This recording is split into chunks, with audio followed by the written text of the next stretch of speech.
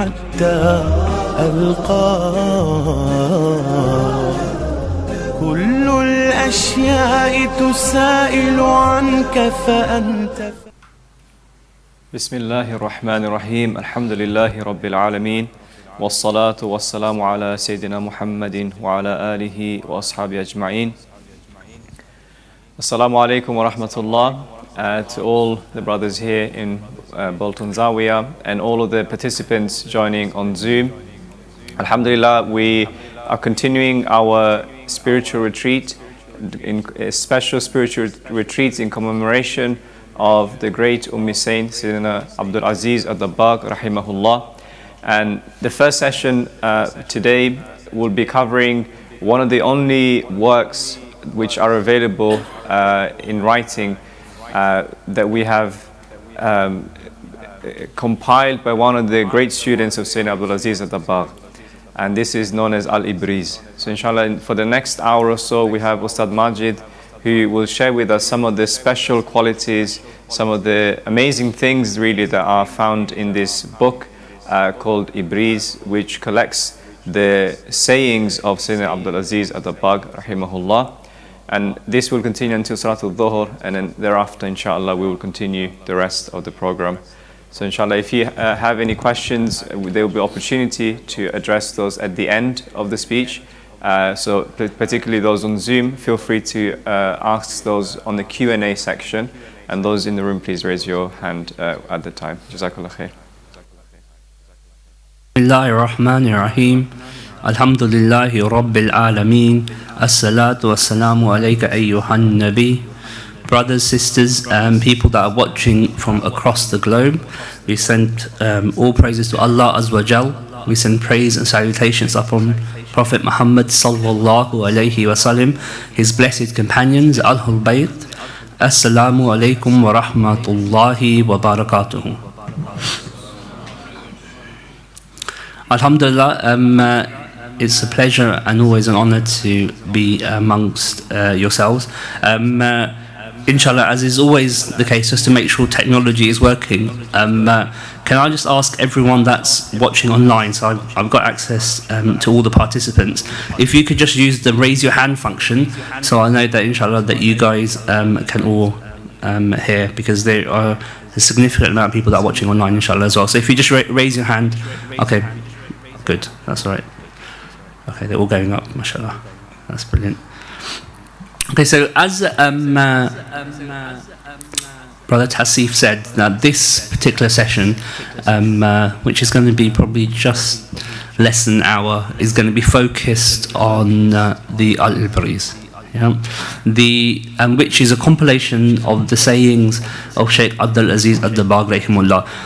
Now, before we go into the slides or even into the book, and now let me be clear and let me manage expectations. You're not going to learn about the entire Al-Ibreez in this session. For those of you who have the book or have seen the book, even if you read it from cover to cover for 8 hours a day, I don't think you will get through much of it by half of the week. So you're not going to understand all of it. But what you will understand and what you should understand is the way that this tariq is anchored in the teaching of Sayyidina Abdul-Aziz Ad-Dabbagh rahimahullah. But even before we get to that, many of you had the privilege this morning to sit with Ahmad Dabbagh, and he mentioned, or he was speaking about the fact that it's not just about theory. So there has to be always a practical outcome in what we do. So even in this session, there has to be something that you're going to take away. But first, what I just need to understand is to get everyone in the right frame of mind. Because that's what half this tariq is putting you in the right frame of mind. So those who are watching online, those who are here, you need to think, actually, why have you come not just to the retreat, but what is the motivation for this session? What are you going to take away? Now, this retreat, and we started it in Safar for a particular reason. Do you know why? This retreat, while it's at the tail end of Safar, why did we ensure? Why was it done in this blessed month? What is the connection? Any of those who registered, it might have been on the poster, but we'll find that now. Inshallah, anyone you can answer. Just sorry. Who? Anyone else?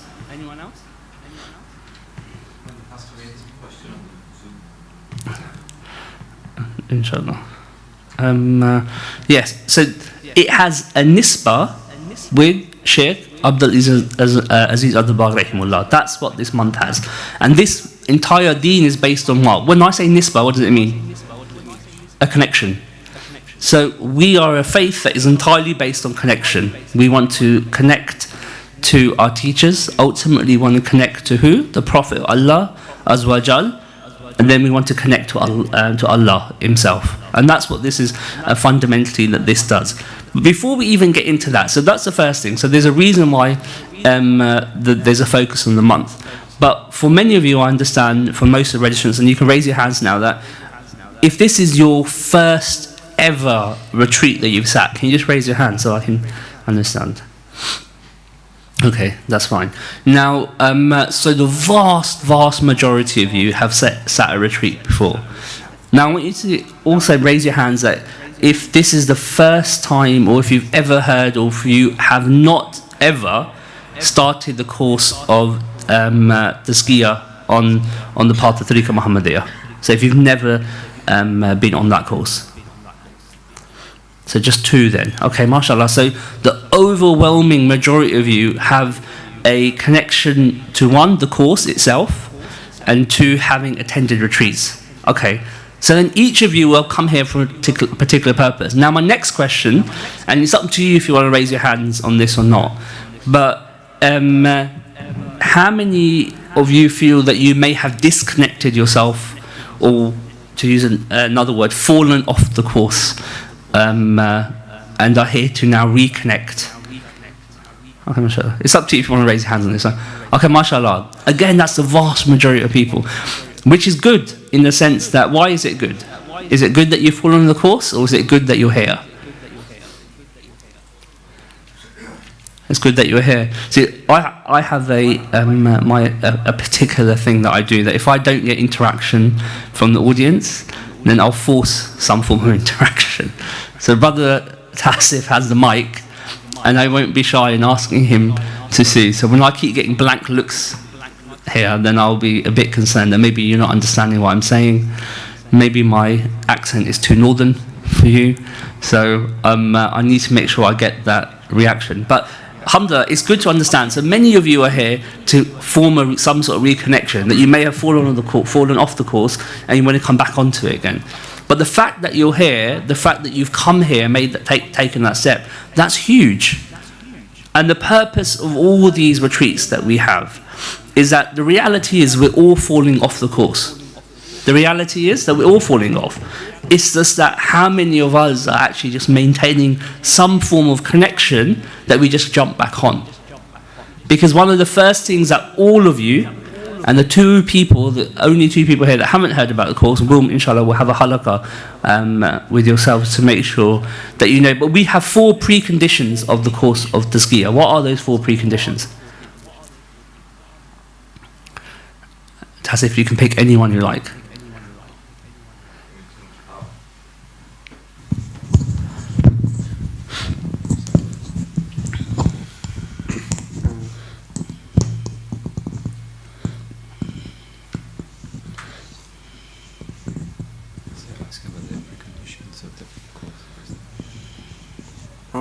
And there's the seven organs: the mind, the heart, the soul, the tongue, the feet, and the rest. MashaAllah. So that's one of the preconditions actually of the retreat. I'm talking about one of the preconditions of the course of Tareeqah. And the purification of the mind is one. Again, that's one of the ones of the retreat, inshallah. Perhaps his name you can insist.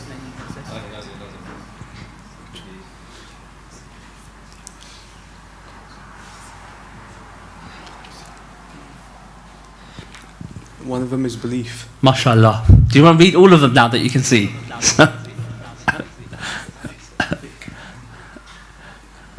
That's really good. One of them is fiqh as well. MashaAllah. Belief and fiqh. And the other two? It doesn't have to be you, someone else can do it now. Striving. Striving. Okay, let's just focus on that for a moment, because that's the one that I'm concerned about. When you all learned about striving, what was the one thing or one reality that was mentioned to you before you even started the course? So to accept as a precondition. What does striving mean? I can see people lip syncing it. Mujahida, yeah. And what does that, so again, explain that to me. So if someone, we just say, Mujahida. When we start the course, to be consistent with taking your sheets. Okay, so go a bit more. I used to do the halakas, I know what we say. Yeah, what does it just mean? You're right, it's trying to be consistent. But to try to be consistent, what do you have to understand? That you're going to do what at some point? Struggle. Yes, absolutely. So the whole point, the course is based on the fact, the brother Ittisham will tell us, yes? It's based on the fact that you're going to fall, and the whole point, the striving is a precondition, is to say that actually you are going to fall, but you're going to have to do what? Get back up. That's it. And if you can understand that from the day get-go, that's the fact, that we're going to fall, and then we're just going to get back up again. And then as long as you can just keep bouncing back, that's where the connection is. And that's why it's so important they go to stay in the company of the teacher, for example, to come to these retreats, however long you might have been absent for, just because it helps you reconnect. It helps you bounce back. That's the fundamental point. And you need to just understand that, because now what we're doing is that, okay, we accept that people fall. We said that was one of the preconditions. So then the retreats are introduced. One, because it's something that was taught, that the teacher is teaching us. But why? What's one of the motivations of coming to a retreat? What is it that, what does the unveiling, what does it do? Does it mean that you're going to enter Jannah? No? Then what? Sorry? Oh, mashallah, that's really good. Maybe say it for the microphone as well. It's just to give you something to struggle for even more. When you see the reality of your iman, and when you see the reality behind the unveils. Absolutely. So it anchors straight back into that precondition, which is it's there to motivate you even more. It accepts the fact that people are going to struggle, that you're going to fall, that you have so many distractions in the world, everything that's happening. So let's reconnect you, and let's do something that connects you. That firstly does what? When you do your muraqabahs, it gives you some headspace. You know, when Hazrat Sahib was talking about, the teacher was talking, Shaykh Ahmad Dabagh was speaking earlier, he mentioned that when you watch movies or you indulge in certain things, it's what? Because there's a restlessness inside us. We don't want to sit with ourselves. I mean, forget about lockdown. They go that, so we do marriage courses and anxiety courses, and so I see firsthand the impact the pandemic has had on marriages. People don't really like each other. You know, husband and wife have to be in the same house 24 hours, watch each other for 24 hours. You realise actually, you know, going to work made a huge difference for your marriage. You know, not having to see people makes a huge difference towards your relationships. You know, and that's the interesting thing out of the pandemic, the amount of people and the marriages that are collapsing. But because we don't really get to know each other, but also we don't have time for ourselves. So the whole point about one of the things that muraqabah does is it just gives you that space between you and Allah. Yep. It gives you that headspace. So those things that are causing restlessness, you can think about, you can understand, and there's certain things that we have like the muraqabah dua. Yeah, all of these things are supposed to just give you a relationship with yourself, and then a relationship with Allah Azza wa Jalla eventually, and then the mashaykhs and so forth, and we're going to focus on that a bit more. So what have we spoken about so far? We've talked about the reasons that some of you are here. So now let's bring it together, because I want you to all have an objective when you leave the next 48 hours, 24 hours, 36 hours, whatever it may be, is that you have to come out with something. And the reason and the blessed opportunity that you have right now is that we're doing a retreat which is connecting you with who?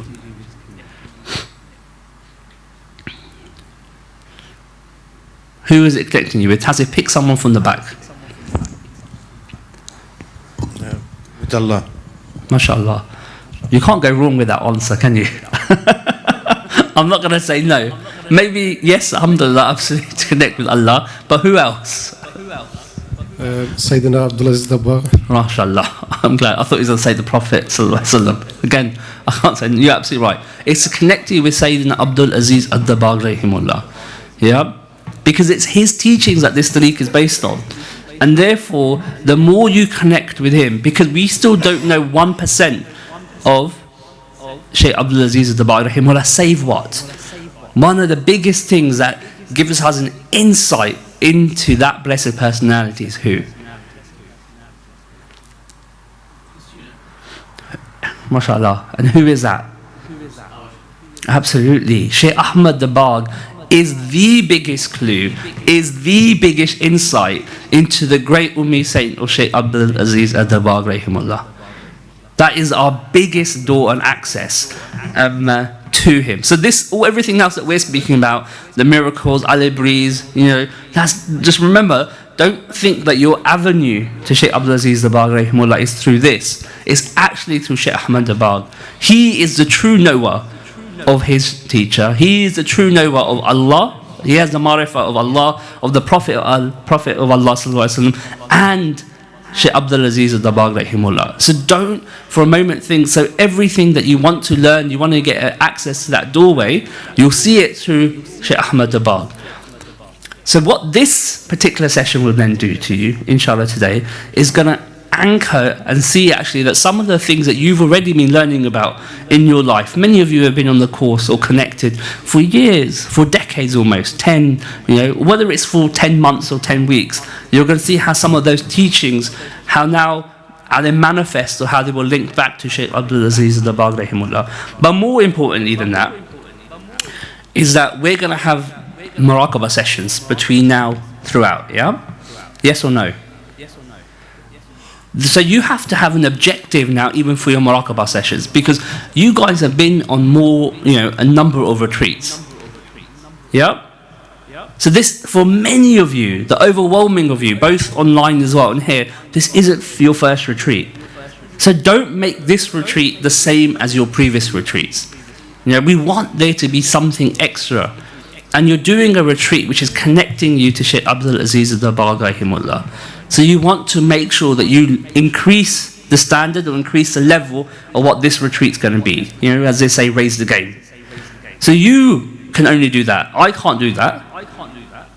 So if I was to ask you, how are you going to raise the game in your muraqabahs, in your spiritual salahs? You know, I want to hear. How are you going to raise the game? Because it's easy for me to say it, but I want to know, actually, let's think about that. How can you raise the game?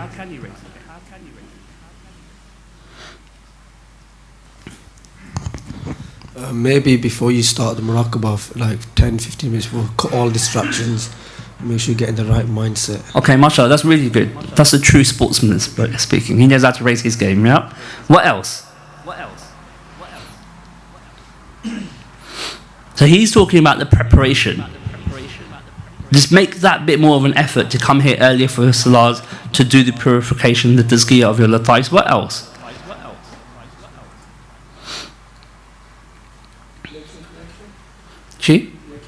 Making the connection. Okay, let's focus on that for a moment. How can you increase that? Yeah, by paying attention. Anyone else? Tassif, you can pick anyone you like. Starting with the right intentions. Someone says, mashallah.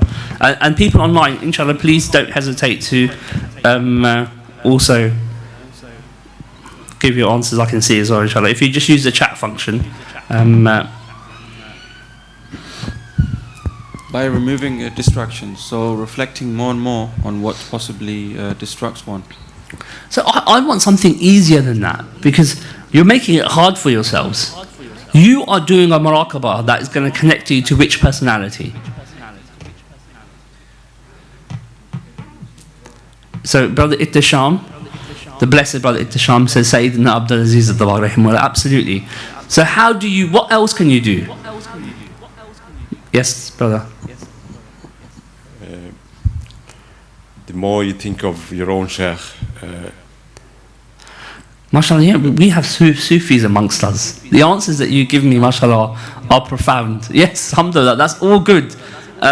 Yeah, when we ask for feedback, most people say my mind was blank. No one says I was thinking about the teacher. So Brother Ajaz gave a talk. It was this morning, yes? Alhamdulillah. And he was talking about certain events that happened. Everything that we're speaking about, all of these things, you can witness yourself in the muraqabahs. Yes or no? Yes. Yeah. So when you can have two things that you can do. You can go on these muraqabahs and you can do a sightseeing tour. Yeah. You can sit in your car. You can drive through the safari. You know, you can have the tinted windows up and you can just go straight through. Oh, that was nice. I saw a monkey. I saw an elephant afar, and you just carry on. The other thing is you can engage with what you see. Yeah? Yes or no? So you can ask actively for nasiyah. You can speak and interact with these blessed personalities that you see when you do your muraqabah. Yes or no? Yes. How many of you have even tried that when you've been doing your muraqabahs? Because you hear, the thing that you have to ask yourself, and this is why Shaykh Ahmad Dabagh, the way he's designed this course is that he wants the best for me and the best for you and everyone globally. And what do I mean by that? I'm just making sure. What I mean by that is he doesn't want you to just be C-star students or even B students, does he? What does he want you to be? Yeah, he wants you to smash through the ceiling and be A-star students, each and every single one of you. And not does he want that for all of us, he believes that each of us can do that. So he has more faith in us than we have in ourselves. Yeah? And he doesn't care, whether you're a prince, a pauper, whatever your history might have been, good or bad, he's like, I'm going to take you from where you are right now and I'm going to smash the ceiling and make you an A-star student to get to the closeness of Allah Azza wa Jal. That's the level that he has. That's what his mindset is for us. It's not about just like, let's just get them connected to Allah. Yeah, think about it. It's not, just think about it like this. How many people would just simply be happy if they had a group of students that were praying? People will think, MashaAllah, I've done it. My students are doing what? They're praying. Not good enough for Shaykh Ahmad Dabagh, is it? What does he want you to do? He wants your prayer to be the same as whose? Yes, the Prophet, Allah Sallallahu Alaihi Wasallam, no less than that. He is saying that your prayer should be like the first generation of people that travel this earth. The best generation in the world. Can you imagine that? Does your own mother even want that for you? She'll be happy that, and it's a good thing, mashallah, my beta is good, my beta is praying, my daughter is praying. They think, mashallah, we've achieved our goal as parents, we've kept them out of jail, and they're on the straight and narrow, yeah? Not for Shaykh Ahmad Dabagh. He's like, no, that's minor. I want you to be praying like the best of the best of the best. That's the experiences he wants for us. So you should now begin to raise your game, because you can't just forever look at other people's experiences. That's why at every retreat it's always mentioned that experience it for yourself. That's not just the muraqabah. Experience that engagement with what you see. Sit down and have an objective that actually Ustad Ijaz was speaking about, the illumination and fath of Sheikh Abdul Aziz Dabagh rahimahullah. Maybe I want to understand a bit about that. Maybe I can engage with these blessed personalities of Ibn Hirazim rahimahullah. These are all things that are open to you. So that's the first. So that's the other thing I want you to take away with all these sessions, is to begin to join the dots. Because we're connecting you, or we're bringing things about that will connect you to that blessed personality of Shaykh Abdul Aziz Dabagh rahimahullah. But you have to take the next step, inshallah. Any questions on what I've said so far? Because the slides aren't long, and so you don't have to, any of the ones that's worried about getting to the slides, you don't have to worry about that. I'll get through them. Any questions? Anyone online, if you've got any questions, inshallah, please shout. MashaAllah, we have a dedicated audience online that, MashaAllah, have been, they get here earlier than you guys do sometimes, and you're in the mosque. MashaAllah, Brother Tanim, yeah?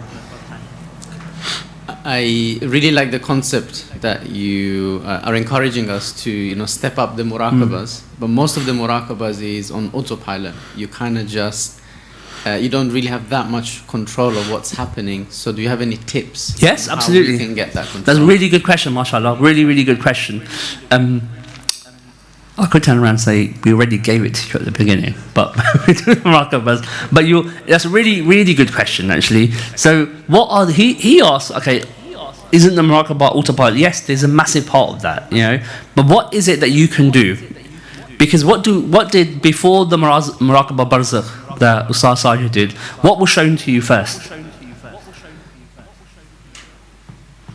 Anyone, just shout out, please. Brother Adam from Nelson. What was shown to you when the barzakh muraqabah was being done? The video. Yes, the video. When the spiritual salah, and we're going to do a recap. When we do the spiritual salah, what's shown to you then?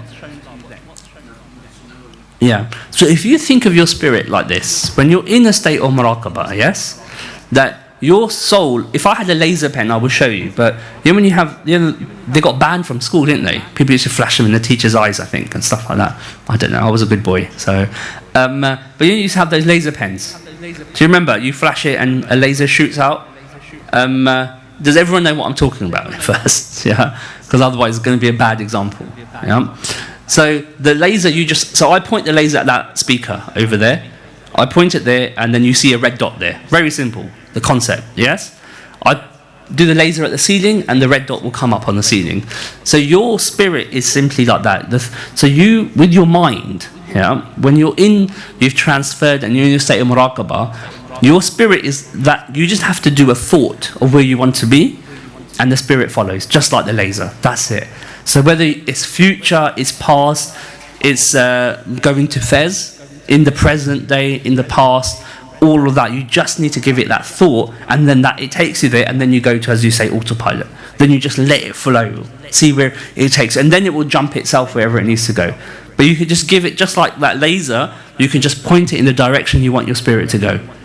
Yeah? That's the biggest tip I will give you, inshallah. So for the next muraqabah that you can focus on. And remember, the guide is there what? It's simply it's a facilitation, isn't it? It's just to help you. If your journey starts, then you can not disconnect as such, but you don't need to listen to what the guide is saying. You just carry on with your own journey, inshallah. Any other questions before I move on?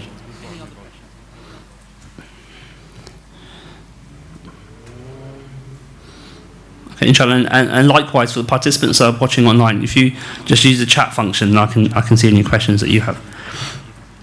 Okay, so the Al-Ibreez, inshallah, I'm going to go through this. There's about 25 slides. I'm not going to go through each slide, nor is it the job of a presenter to read word from word what's on the slide. I can just give you a slide deck if I want to do that.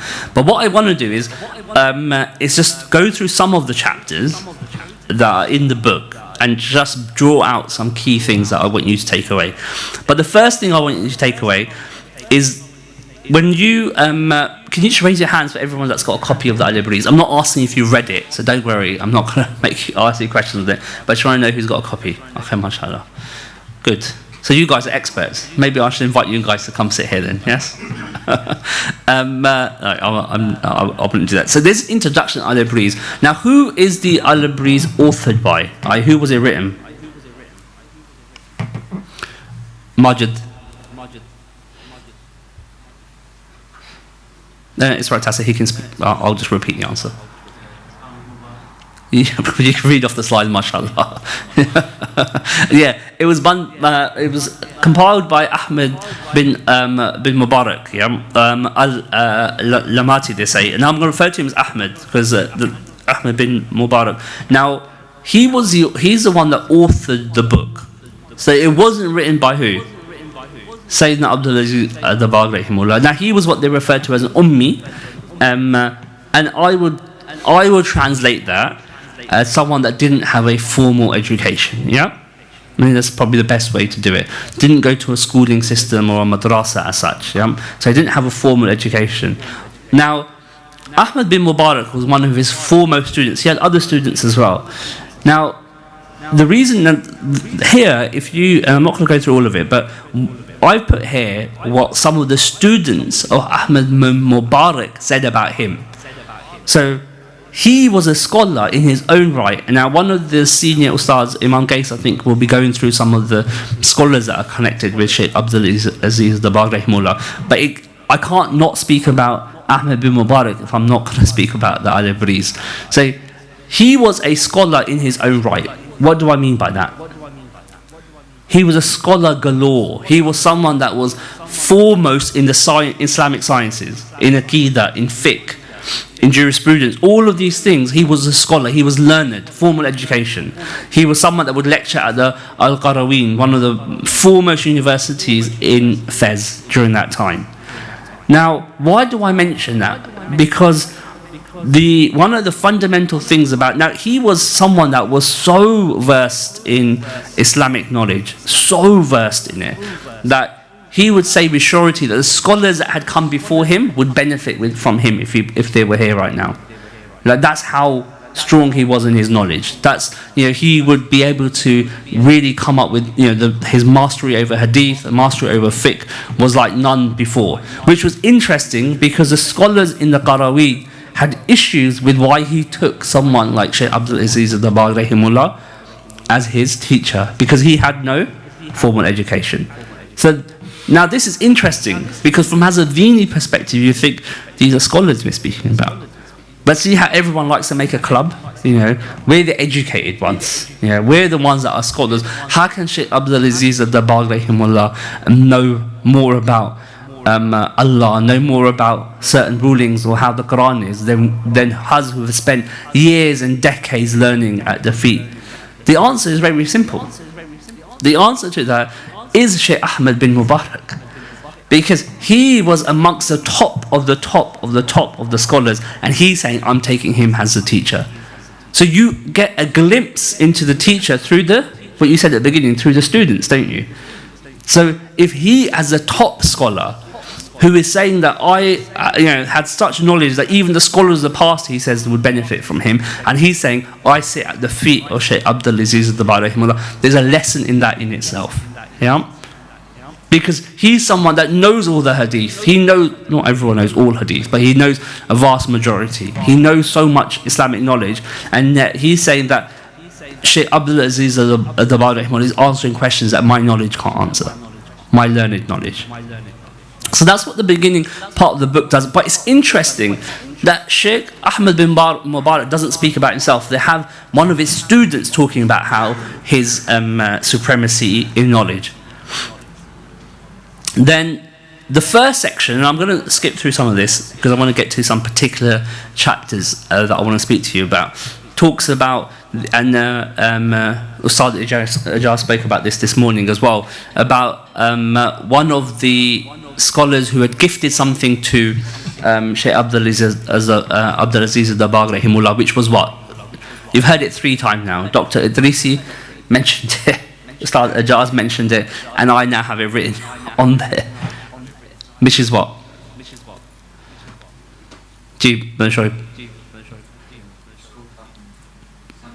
Right, look, everyone says skull cap and sandals. We say things to the topi. Yes? He was gifted a topi, a hat. Yeah, that's right, it's a skull cap. And so I'm not going to go into that because you heard it a lot. But he said that when he was given that, he understood more than he knew before. There was a blessing or a barakah in that connection. Yeah, which we'll come back to again in a bit, because I want to speak about blessings and barakah. Then Ustad Najaz went at length and he spoke about the story of the Fath. Tell me something about that, so I understand you were listening after Fajr to his, mashallah, what I thought was a very good session. And now, he's right here, by the way, so if you guys don't answer, he might have some concerns. So tell me now something about the Fath.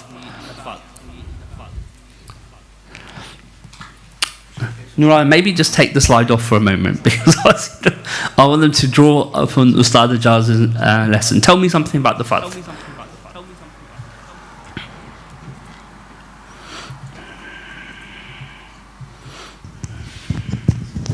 He searched for a teacher for 12 years, went as far as India, returned back, met this person outside the shrine who was Sayyidina Khidr, and he gave him a word to read, and he said he would never let go, and he told him to read it 7,000 times a day. Yeah. And when the custodian of that shrine, before he passed away, he told him that was Sayyidina Khidr, and that his grandfather was his teacher, and I think after that he started getting his openings. MashaAllah. And what were his openings? He met the Prophet ﷺ in a wakeful state. MashaAllah, subhanAllah. Now, just pause there for a moment. How many times was he reciting that wird? 7,000 times a day, yeah? Those of you who do the retreat, do you recite any virds 7,000 times? That's a testimony to a teacher, by the way, that he went through a mujahidah himself to get to the state that he got to. But he was concerned for his students that he wanted them to get to A to Z a lot quicker, and then designed a course or a process that would get them there quicker. And his student, Shaykh Ahmad Dabagh, is going even the next step further to refine something that gets us even closer to Allah at a faster speed. That's a testimony of someone that truly masters their subject. You know, if you're a scientist, whatever you are, once you master your subject, you want to get to the next generation in an even more quicker and efficient way. The book then talks about, or Shaykh Ahmad bin Mubarak speaks about some of the miracles. Now again, we have, one of the stars is going to do an entire session on that. But one of the things that Shaykh Ahmad Mubarak speaks about is, for him, is the greatest knowledge, and it goes back to what we're speaking about, is that Shaykh Abdul Aziz Dabagh rahimullah, remember, he had no formal education, and yet he was able to answer questions that scholars couldn't answer. That's it, you know. And we're going to talk about some of those particular questions as an example. But for him, now, why is that such a big miracle for him? Because someone else might have seen something else that Shaykh Abdul Aziz Dabagh rahimullah did, and they would say that's a big miracle for them. But why is this particular thing such a big miracle for Shaykh Ahmad bin Mubarak? Anyone can answer. Tasif, you can answer if you like. It's because of his scholarly background. Absolutely. Because that's his knowledge, isn't it? Shaykh Ahmad Mubarak knew about Islam, knew about all the hard questions. So for him, that's where the miracle is. So it's not the biggest miracle, but it is for him. So then we come into the chapter. So we go through the sections, they do some introduction.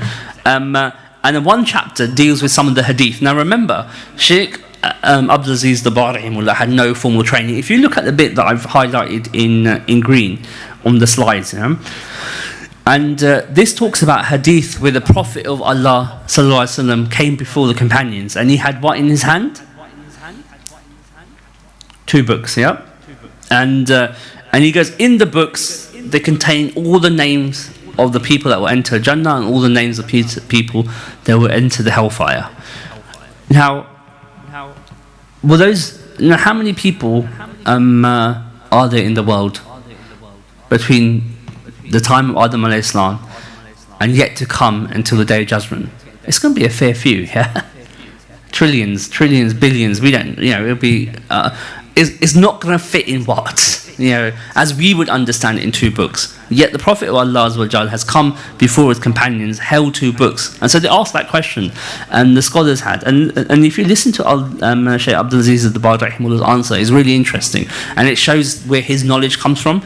He says that the names aren't written out individually, but the Prophet, by means of his deeper vision, sees an image of names projected on the papers. But it's what's really interesting is what he says next, which is the way that, you know, the analogy or example he gives is that you have your eyes, just even now as human beings, if you were standing outside, it captures everything, doesn't it? You can capture the sky, it captures the mountains, all this detail just through one glimpse.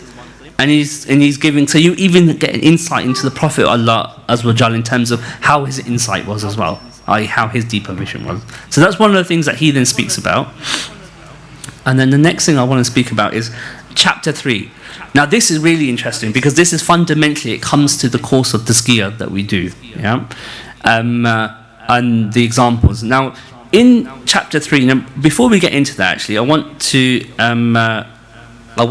just to understand one of the things that we talk about, barakah and blessings, yeah, and how we conduct ourselves in certain things. But we say that one of the things that you're taught in the Tareeqah is that when you do something sinful, what happens?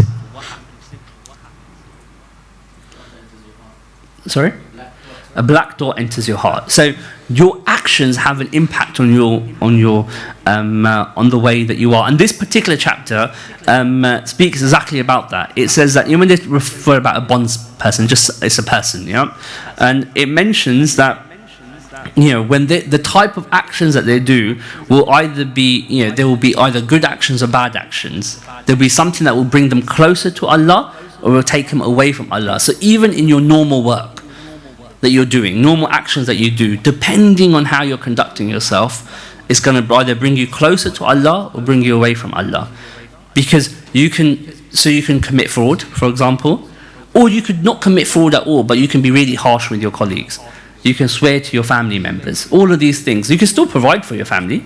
A man can get up, he can go to work, he can earn, he can put the food on the table, but if he's pounding his family, if he's oppressing his wife and his children, is there going to be a barakah or blessing in his actions? No. So one thing you've noticed from Shaykh Ahmad Abad, he mentions time and time again, this is a tariq. What's the other name of this tariq?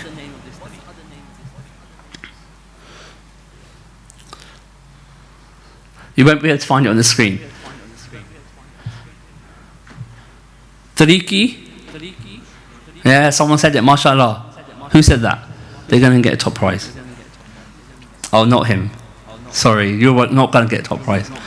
I thought it was someone else. Mashallah. It's Tareeqah Shukr. What is it? That's another name. It's a Tareeqah of gratefulness. And why is that? Because even on a very basic level, yeah, if you are engaged, they go that just to avoid doing sins, i.e. to avoid doing sins with the organs that Allah has blessed you with, i.e. just not going against Allah's commands. That's the most basic definition of shukr, of gratefulness. Yeah, that's the most basic thing. So that's what the Tariq just starts with. They go, look, forget about trying to please Allah, let's just be grateful at a very basic level. Make your tongue a bit more grateful, make your organs a bit more grateful, very basic. And then it makes you step up slightly, doesn't it? It's saying, okay, now how do we start engaging our tongue in good works, yeah? How do you engage your body in good works? And then it makes you step up your game even more. Because then it starts saying, well, now how can you get your tongue to benefit the people, to benefit the world, and so forth. That's what that particular chapter brings to. Chapter 4 then talks about the Diwan. A lot of people are going to be interested in this chapter.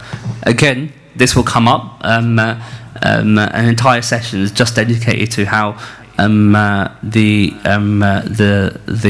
Diwan and the people of Cave Hira, how that setup works and what that means in terms of the context of the awliya of Allah. Now, this one's interesting. I've highlighted this one in green, and you can see the chapters that I want to bring points out is ones that I think are relevant for us. Now, chapter 5 in the Al-Ibreez talks about what Shaykh Abdul-Aziz Al-Dabagh rahimullah had to say about his sheikh, yeah, and also the role of a sheikh and what they do. And one of the things that comes up was about, and it says it here in the green, it goes, the purpose of training is to cleanse the body of its vanities and remove darkness from it, so that it becomes capable of carrying a secret. Now just pause there for a moment. And it then talks about the first generation, the ones, the Sahaba, the Tabi'in, and the Tabi'in. So those are the first 3 generations. And it talks about why they didn't need spiritual training. It's not that they didn't need spiritual training, it's that who did their spiritual training? It's Rasulullah. It was entirely holistic. What did it say? Not every companion was a scholar, but every companion was what? A friend of Allah. Was an absolute wali. That's the full stop. And they weren't all scholars, but they were all walis. They all had their spiritual tarbiyah done. And now, however, they talk about after the first 3 generations, there's been a breakage in the link in terms of the way that we now have to purify ourselves.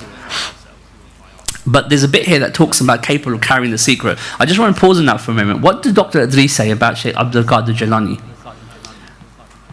Someone asked a question actually about his statement about his foot being on the shoulders of all the awliya. But something that was said that he has a particular sir, a particular secret, a nisbah, a connection to Allah Azza wa Jal. And that particular thing in Shaykh Abdul Qadir Jilani manifests itself when? At every time a new ghost comes into being. Yeah? It will manifest in that person. I.e., all his teachings, the way he did things, that tarbiyah, everything, it will manifest. So to this present day, there will be someone that will have that link, that will have that thing inside of them, which is really interesting because this tariq doesn't just base itself, it has a very strong link to who? Shaykh Abdul Qadir Jilani and Shaykh Abdul Aziz Dabagh rahimahullah. A very strong link. I'll leave you to think about that.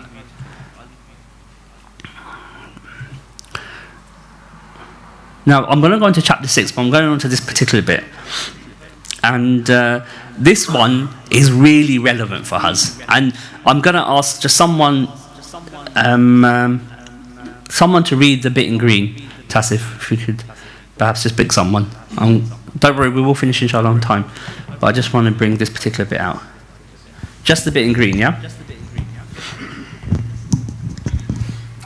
Moreover, if your carnal soul takes a liking to poverty, rejects its desires, the carnal soul deceives the novice by inciting him to undertake works of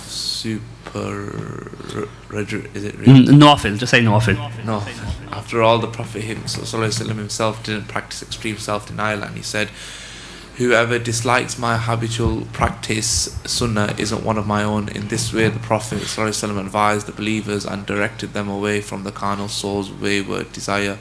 Al-Dabagh notes that if a person doesn't perform works of nawafil, he wouldn't be called to account because of this in the hereafter. So, put your hands up if any of you understood that.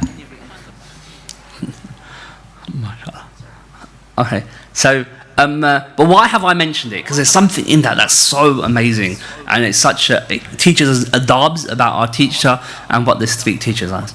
It says in there, effectively what that chapter speaks about is the way that you submit to your teacher.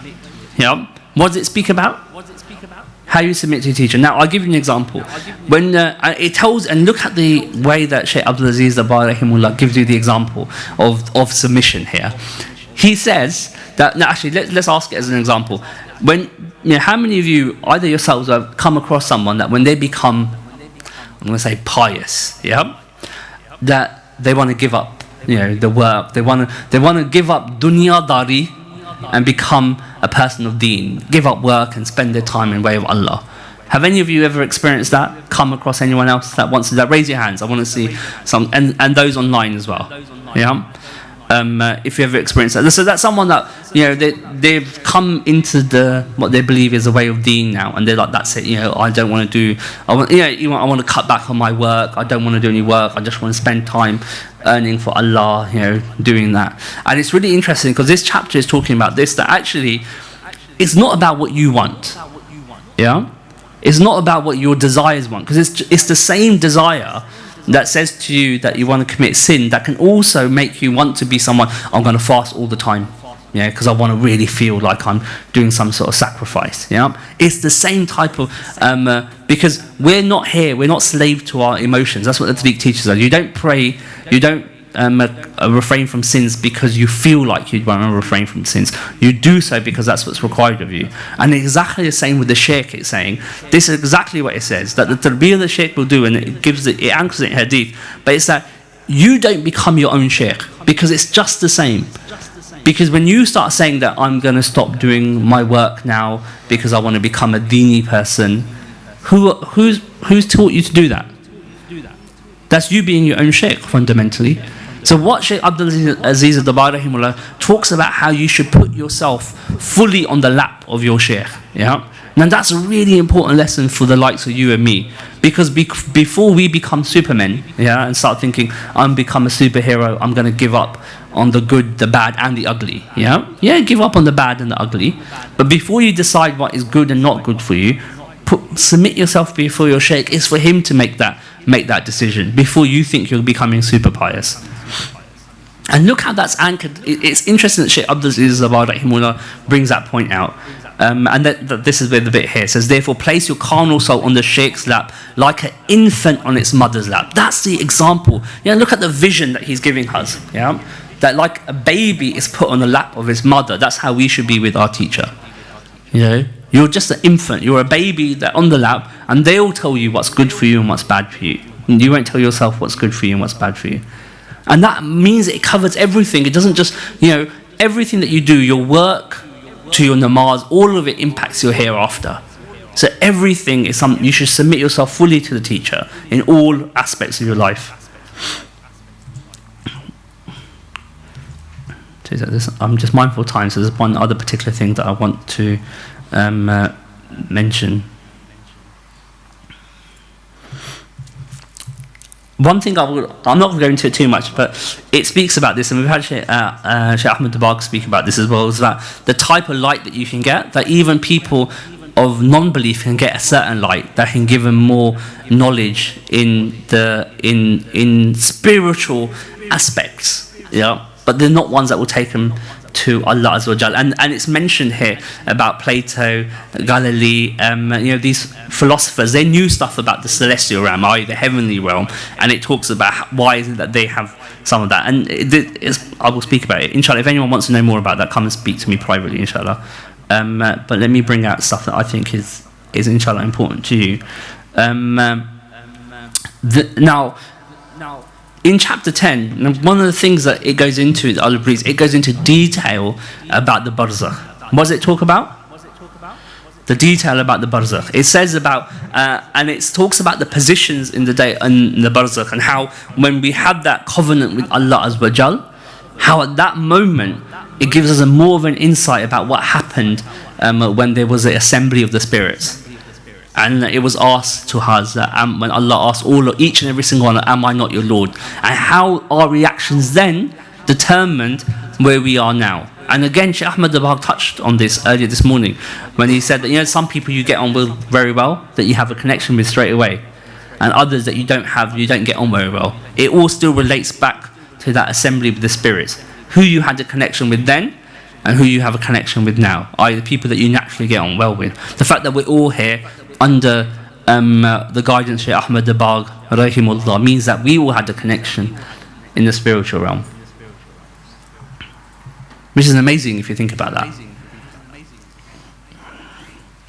And again, it talks about, I can't go, like I said, I couldn't do justice in an hour to this particular book, but I will. If people are interested, I will try to share the slides, because it's a really, really. I was about to praise the slides. Let me do that again. It's a good summary for someone that wants to have understanding of the Al-Ibreez, because it talks. I've taken out certain things. Yes, it can be a bit of a difficult read, but I've just taken out key concepts that would really help you in terms of what we're trying to do. But it talks about, even the way it talks about Jannah. Now look at the insight that Shaykh Abdul Aziz Dabag Rahimullah had when he talks about the flowing rivers. And the example, again, look at the vision, the imagery that it gives. In Islam now, when you go to any talk or lecture, people are so scared about having any form of imagery. Whereas here, we're full of imagery. Look behind that screen, everything there. But look at the imagery that Shaykh Abdul Aziz Dabag Rahimullah gives. He says that the rivers are flowing. So you have milk, you have honey, you have wine. They all flow in equal lines, yet there's no barrier in between. And the analogy he gives is the rainbow. That when you see the rainbow, they're all in perfect lines. They don't mix into each other. And he goes, that's exactly how it's like in Jannah. So you get these rivers that are flowing with wine, honey and milk, and they don't interfere with each other. And as you're in Jannah, whichever one you want, that part of the river will come closer to you. The detail with which he explains this.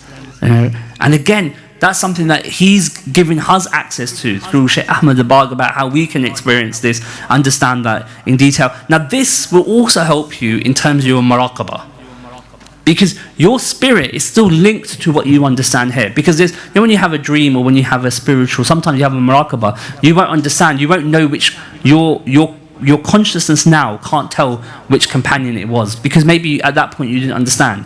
So the more you understand now, the more then your spirit can then tell you, oh, by the way, that person you interacted with was so and so, for example. Inshallah. And then the bit I'm going to conclude on is this chapter here, because I think it's beautiful. They go that the people think that there's Jannah al-Firdaus is the highest ranking Jannah, and they go that actually it's not. There's a Jannah before that, and they go that in that it contains none of the delights found in all the other ones. Well, you're thinking, well, how can that be? The whole point of being good is that I can get Jannah, I can get all the delights. But it says that this one is for the people of Allah, i.e. His prophets and His friends. And for these people, they just want Allah. And I recall now this is what Shaykh Abdul Aziz Rahimahullah is speaking about. And now Shaykh Ahmad Dabagh told us at one point that there's when on the day of judgment, when people are going to be sent to Jannah and Jahannam, there will be a group of people that they will be told, enter paradise. They will be told what? Enter paradise. And what would they say? No. Can you believe that? After all that, they will say, no, we don't want paradise. We didn't do anything for paradise. We want Allah. Now, I remember when Shaykh Ahmad Dabagh was speaking about it, and I thought, how can that be a reality? That there's people out there that will say that on the Day of Judgment. They will say absolutely no, that the angels will have to come in chains, but they'll be chains of light and gold, to chain them and to bring them into Jannah, because they won't want to go. Because Allah goes, you will get that promise, but for the time being, go to Jannah. That's the degree of people that we have. That's the type of person that Shaykh Ahmad Dabagh is telling you and me that we can be. That is what he's saying that each of us can be. He doesn't want us to be an arm Jannati. For him, it's even beyond that. It's to go to the next level, inshallah. So inshallah, I'm going to conclude on that because I'm just conscious there's time for Salah. If people do have questions, Brother Ghuffar, I assume we'll take it after Salah. We can. Inshallah, yeah. So we'll do that. So we're going to bring this to a close, inshallah. Subhanakallahumma wa bihamdika ashhadu la ilaha illa anta astaghfiruka wa atubu ilayk, inshallah.